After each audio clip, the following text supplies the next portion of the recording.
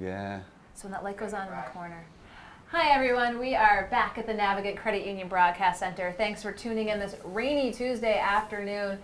It's dry and perfect here in the studio, and I'd like to welcome my next guest, Gary Belletto with the Gary Tiger Belletto Foundation. Thanks for coming into the studio today. Thank you, Kate. This is really cool. You guys have a great following, and proud of you.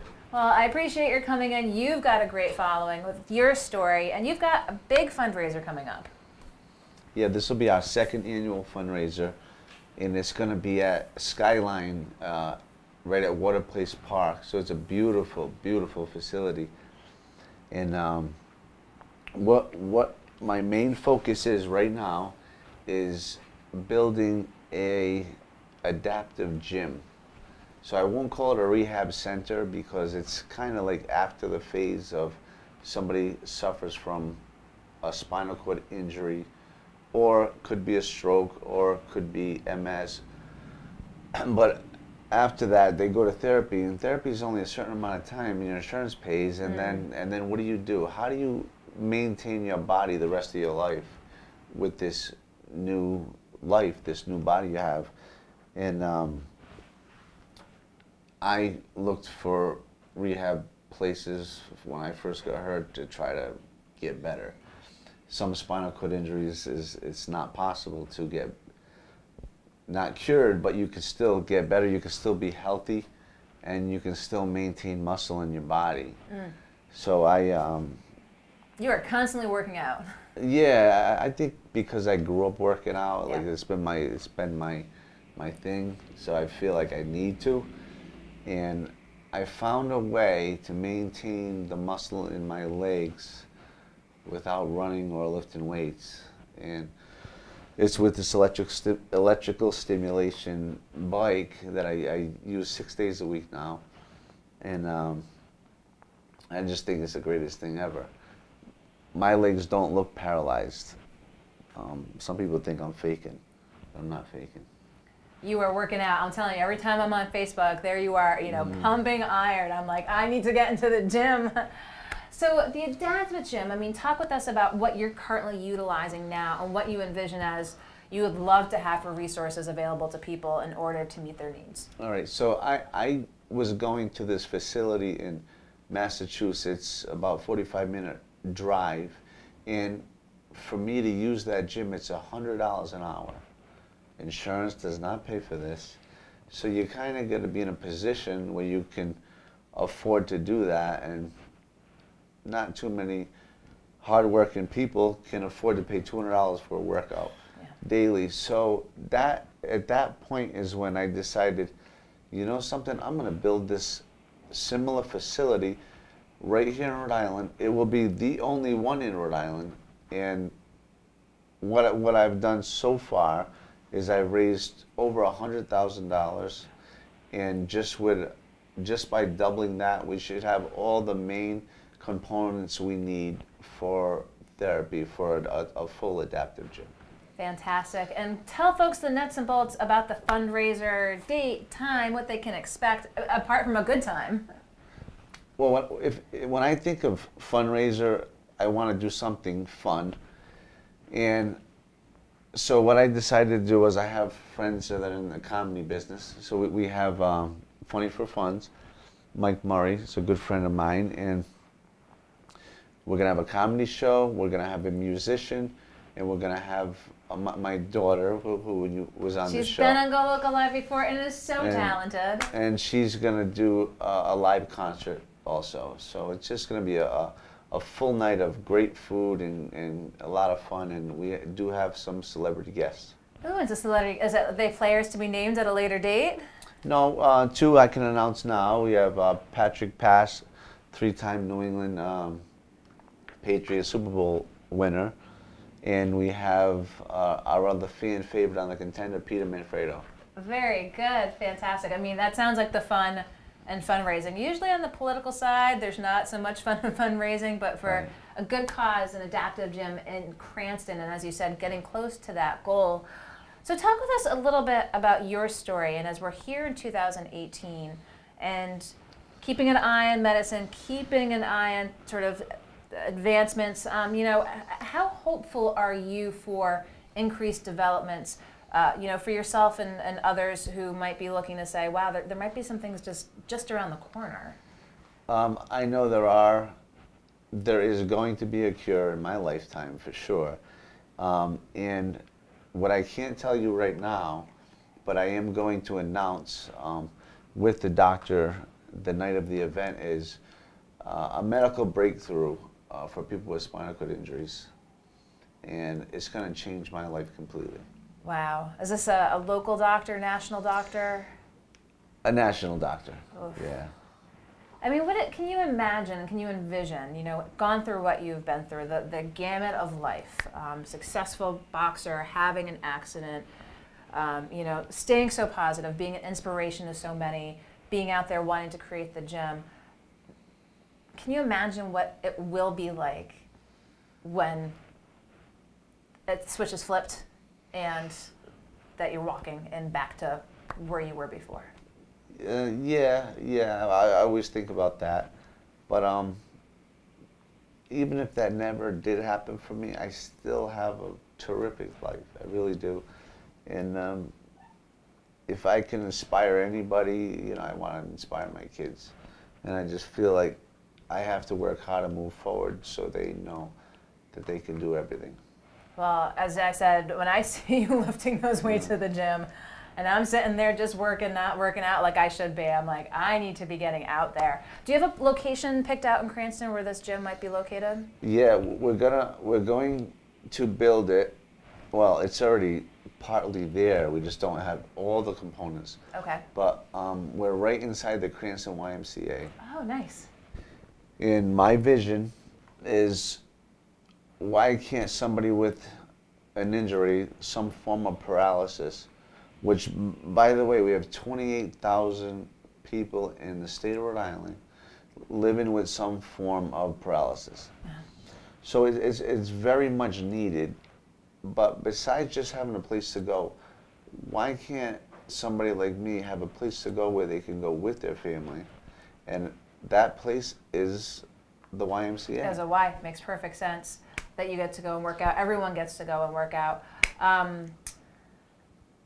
Moving forward after this as well, I mean, what do you envision the rest, because the foundation's so involved, and as you know, you've mentioned, you are an inspiration to so many, and as how many people with paralysis in Rhode Island? There's 28,000, according to the Christopher Reeve Foundation.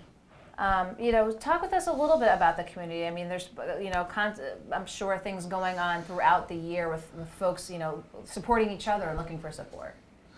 I got to tell you, I get calls almost every day from somebody that maybe has a new injury, or somebody that knows of somebody that had a new injury. Okay. And they say, you have to talk to Gary because you got to see what he's doing, and you know, he'll inspire you. And I feel like I want to take that role now. You know, I never planned on being an inspiration to anybody. That wasn't my goal. My goal was to just be the best I could be for my family. And now it's like I get called for it every time, and I love helping people. So it's you know, it's a perfect situation for me. I recently became a board member of the Ocean State Center for Independence Living. So I'm finding more and more outlets and more resources for people with injuries that don't know what to do. Okay, and you're there for them both from that perspective of being there and then knowing what those resources and the opportunities are that are out there. And there are plenty, and you just got to know where to go and what to do, and sometimes you just need an advocate. So I'm the go-to guy now. The go-to guy. Anything else you want to share with viewers while we have you in here, apart from shout out Paul Griffin, we say hi? Paul's the best. My dad's close friend and my closer friend. I love you, Paul. Well, we know he's been instrumental with helping you with this fundraiser. We're going to continue to get the word out here, too, for the Gary Tiger Belletto Foundation. Gary, we appreciate so much you're taking the time to come into the studio today. Thanks for having me. I just want to say, if anybody, if you can help, you should, because this is a great cause, and it's really going to be a real, what should I say, it's one of its kind. It's the one and only rehab center for people with paralysis in the state of Rhode Island. Well, as I said, appreciate your coming in to tell folks all about it, the fundraiser and the effort that you're undertaking, Gary. Wish you the best, and anything we can do here to help, just let us know. Thank you. Okay, thanks so much. Don't go anywhere. We're going to be back with our next guest here in the Navigant Credit Union Broadcast Center.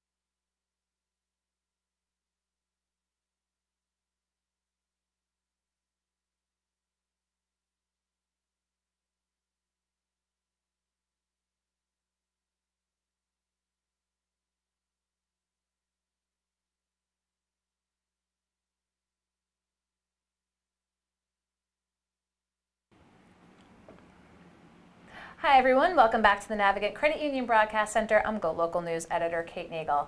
Thanks for tuning in for the 4 o'clock News and Politics Show. We'd like to thank Jennifer Lawless at the University of Virginia. I'd like to thank Gary Boletto with the Gary Tiger Boletto Foundation. And coming back to politics, Michael Riley, GOP candidate for General Treasurer. Thanks for coming into the studio today. You're welcome. Thank you. Nice to see you again. Well, nice to see you. We usually see you online. As full disclaimer, you've been a regular contributor to GoLocal. Yes. And then upon pulling the plug and saying, I'm getting into the ring, you've taken the hiatus, if you will. What really pushed you over the edge to decide to run? So I saw a seat that was empty, basically, from the Republican side, and nobody was going for General Treasurer. I happen to be an expert in what's going on in the Treasury and have been recommending things through my column, as you know. And I made a last-minute decision. I actually tweeted out something like, if you're interested in me running, I got about 300 responses, and I said, okay, well, maybe I'll give it a shot. This is a very difficult thing, being the treasurer, but I happen to be very educated about the issues. Now, when you said a seat that was empty, I thought you were using a bit of a euphemism, if you will, for the current treasurer is... No, no, he's for real. He's there. He's young. But no, it appeared that the Republicans weren't going to run, so I called the party officials and I said, is anybody going to run for treasurer? And they said, no one's stepped forward yet, and I just couldn't let it go. So explain to folks before we get into, I'm going to start calling you Professor Riley here in a minute because you've got some numbers in the background. But just tell I have taught. I've taught, trading arbitrage and options to people for years. So you are, in fact, a professor. Yes. And tell folks a little bit more about your background. You've often write about it in your columns, but for the viewer who's watching right now who wants to know more about Mike Riley. Okay, so first let's talk about this. I came from the floors of the stock exchange, first in Chicago in 1973, and then I went to the American Stock Exchange in 1978. And in 1975, they began trading options. My specialist expertise says Letco specialist here somewhere. We were specialists in options trading and making markets. So I come from a derivatives background where I was physically on those crowded floors making trades. That's my background. I'm a games player from the age of 5. I invented games, played games with my dad's club. He would come to town. It was just in my blood. And the American Stock Exchange is basically an incubator for young games players who want to come down and make their own way. And so I really loved the environment. And you had some success. I had, yes, I had an excellent career. I lived in an environment where you didn't get a salary.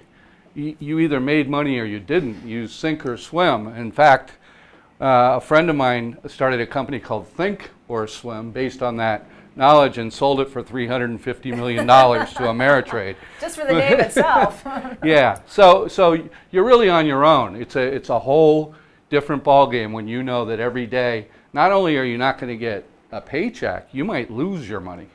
So it's a whole different mindset. I like the immediacy of knowing how you did at the end of the day, rather than the jobs where you work on a project for a year and then you're competing with someone and you have no idea how you did. So you want to know how you did. And speaking of performance, we did just have the General Treasurer on Friday giving us an overview. He's been in, obviously, now close to 4 years looking for re-election. A few things that we discussed, and before we get into your numbers, I'm sure we'll discuss further, pointing to what he said was a July surpassing benchmark expectations.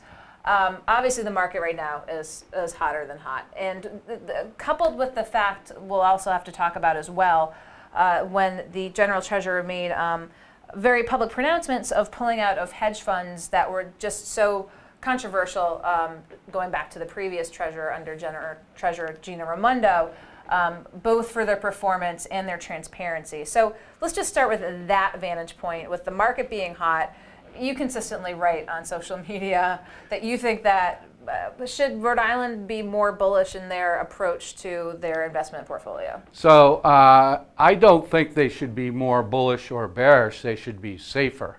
And I've been saying that for a long, long time. Mr. Magaziner doesn't have the background that I have in derivatives, nor do most treasurers in the United States. And so they don't make their portfolio the way a derivatives thinking portfolio manager would. And that's a very big problem.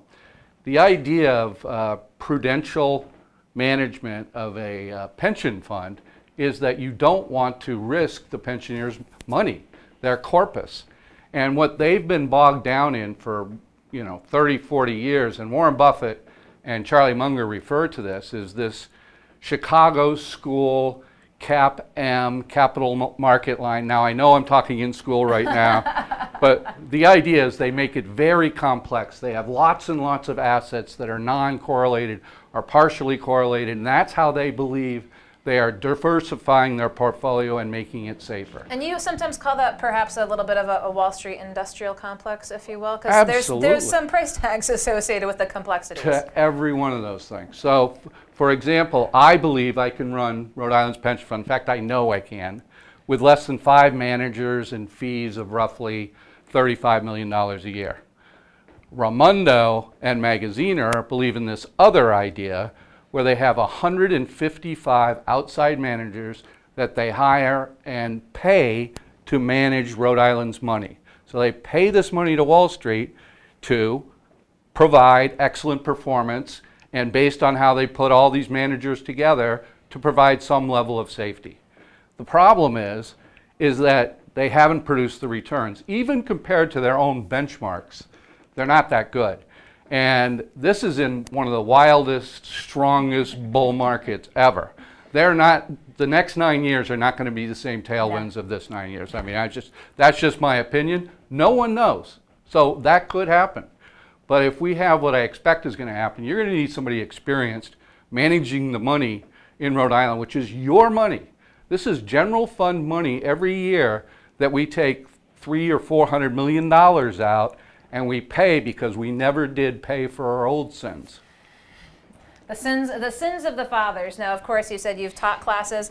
You've got the whiteboard behind us here, so. Yeah, let me just grab this because I'm going to have you step back over here. What's on the board? So this is the gist of it. We don't want Rhode Island and its treasurer's office being a political office. The biggest job the treasurer has is to manage the money of the pension plan for the beneficiaries and for the taxpayers. Remember, from the beneficiary standpoint, doesn't really matter how we do because we still owe the money, right? They're still due their $60,000 a year for life, whether we make money or lose money. So it's really a lot of the taxpayers' money that's sitting in here because we're going to have to make up for it if they lose. Mm-hmm. So that's why I try to like a portfolio that's not spending a lot of fees and one that's safe so that if we have a real crash like 2008, it won't go down 30%. My strategies avoid that. So here I'm showing you what Raimondo and Magaziner did over the last 7 years. They spent $450 million of your money to Wall Street just to manage the funds. Then you can see that my shield fees would be around 70% lower, none of which would go to Wall Street.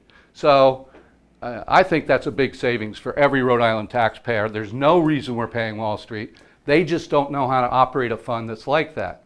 I would take the 155 managers down to 5. So we've got the board here talking about lowering it by the fees. You've got the savings there as well. He said Riley saves $300 million in fees, saves $15 million in bureaucracy, the managers. Right, so on top of them hiring these outside people, they hire inside consultants to hire the outside consultants. So they have 1, 2, 3, or 4 consultants inside they're paying over $1 million for. And what they do is they basically screen the candidates for the investment commission to then interview and be your money managers. They cost a lot of money and they haven't performed. In fact, they've underperformed.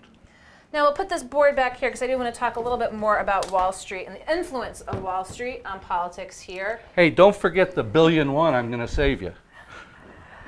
In this day and age, I'll tell you, every penny counts. I mean, But let's be honest. We know the role that Wall Street plays in politics and in campaigns, and with a governor that has a war chest of $8 million from just this past alone. I mean, do you just feel that you're that outsider? I mean, you are the insider because you know the industry inside and out, but you're then saying, but I don't need any of that, and yeah, I'm working for the people. Well, so something that I haven't explained that you know that probably everybody else does.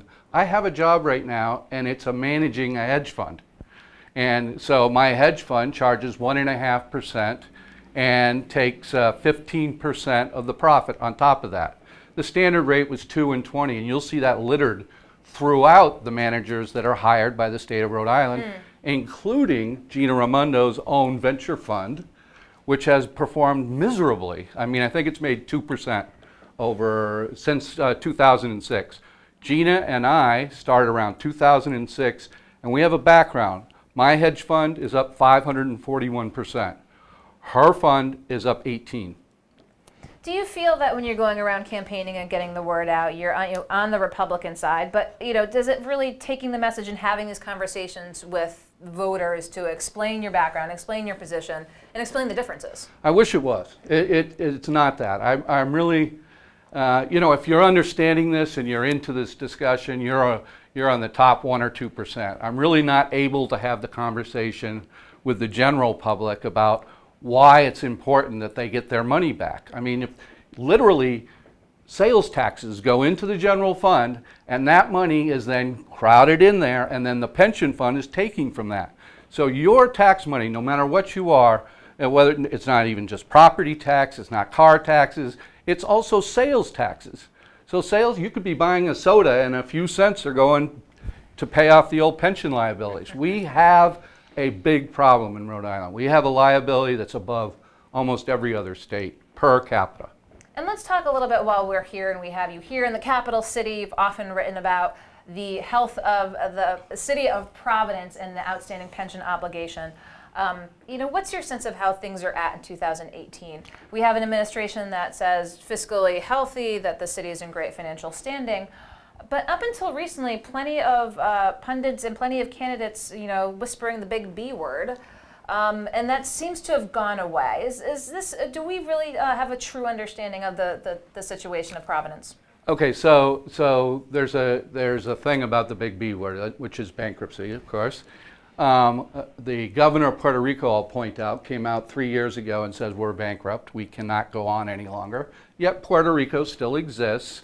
And they're all fighting over money, so there's some money somewhere. Someone's getting paid, the city still functions, there's still Puerto Rico, okay? And people are going to invest in Puerto Rico, whether it's bankrupt or not, it's gonna happen. So the functional definition of bankrupt is, very individual. If you don't pay me my bill, I'm going to demand that I get it, and you're bankrupt. Well, Providence is essentially bankrupt. I mean, you don't have to look too far to do it. There's all kinds of red flags saying they're bankrupt, which I've been writing about for years. There's cash flow problems. And Mayor Lorza is, I don't know, he doesn't care. He doesn't care. He's going to keep on going. His out is that the state will bail them out. Because when the bondholders actually go and get the tax liens from Providence, when it has a problem paying off the bondholders or paying off a vendor or paying anybody off, and it gets to that point, the bondholder will be protected first. You've written about this numerous times. Yes, and it's very unusual. It doesn't occur across the United States. But what you should really care about is if you're living in another city or town in Rhode Island, you're bailing out Providence. You're bailing out Providence. So why does Alorza have to keep Providence fine? Why pay the proper rates? Why not even lay some people off? Because that's what normally a mayor would do, but he doesn't have to do that because he knows Gina Raimondo is going to bail him out. Anything else while we have you here in studio now that primary is behind us, all eyes are on the general. I'm sure we'll be hearing from you in the future that you want viewers to know.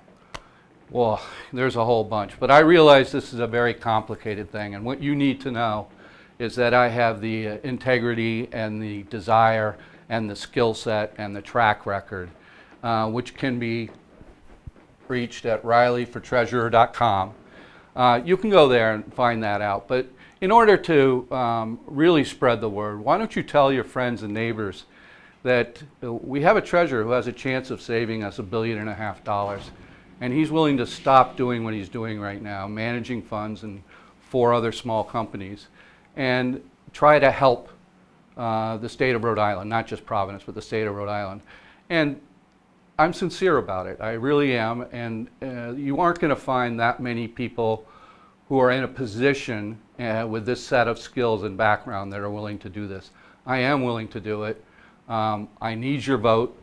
I'm not going to buy your liking me, but if you're interested in your taxes and your money and a safe pension system and a return of the COLAs to the teachers, that type of thing, you're going to need somebody like me. Well, Mike Riley, I appreciate your taking the time to come up to the capital city here and come into the Navigant Credit Union Broadcast Center. And I'll tell you, it just about wraps up a good 4 o'clock show talking politics and more here at the Navigant Credit Union Broadcast Center. So Mike O'Reilly, thank you so much. Thank you. Sorry I was late with all the rain. Yes, if you're out there, be careful. It stopped pretty much here in Providence, but of course, plenty of traffic and inbounds. So just be careful, give yourself a little extra time. And then we'll see you tomorrow at 3 o'clock here. I'll be back at 4, but in the meantime, be sure to read GoLocalProv.com and catch us on Facebook. I'm GoLocal News Editor Kate Nagel.